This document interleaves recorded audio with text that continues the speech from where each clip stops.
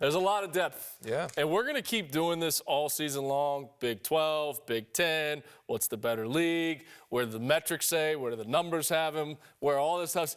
This league is deep. But you look at the top and what this Arizona team is doing. And you see Michigan struggle a little bit the other night with Penn State. Comes down to one possession. They find a way to win the game on the road. Before that, they were blowing everybody out. But what this Arizona team has done and the resume that they've had. Going into this was not a neutral site game, and I know UConn was down 2 starters, but going on the road and winning that game, you look at the top, you think Arizona, you think Houston, they could be right there. But I was really impressed with this BYU team tonight too. Arizona, BYU, Houston, Texas Tech starting to look like the team we thought. Now, that game with Houston last night was a great game. Now, you lose it on the road. There's no shame in that. Obviously, beating Duke. The Texas Tech team we thought we would see early in the year, we didn't. They didn't show up. They got they got beat up in some big games. They've rounded into form. So this team has teams that can win a national championship at the top.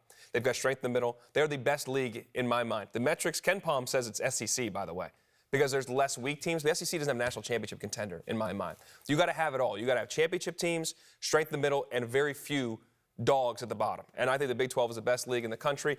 Any one of those 4 teams get to a Final Four.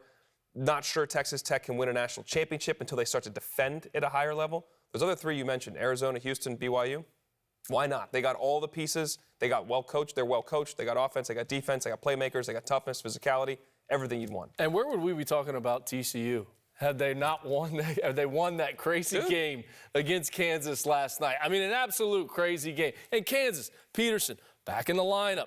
Minutes restriction or not. Is he in? Is he out? Now it seems like he's in, but cramping up maybe a little bit in overtime last night, like trying to find some kind of flow with him back in. Can't count out the Jayhawks. Hold on. TCU, by the way, should have beat Kansas. They should have beat Michigan early in the year. And guess who they have this weekend, though? Arizona going to Fort Worth. So that is a game that I have a little upset alert possibility. TCU is a bit of an enigma. They are well coached by Jamie Dixon. They have not played well with these big games down the stretch, but they can stress you in different ways. And Arizona walks in there thinking they're going to walk out with the dub. Yeah, be careful. Yeah, I thought it was interesting listening to Kevin Young say, too, you think even in the NBA you get a big 3 and it's just going to work? It's not really that easy. No. Hearing him say that, then you see him go do it in the college level as well.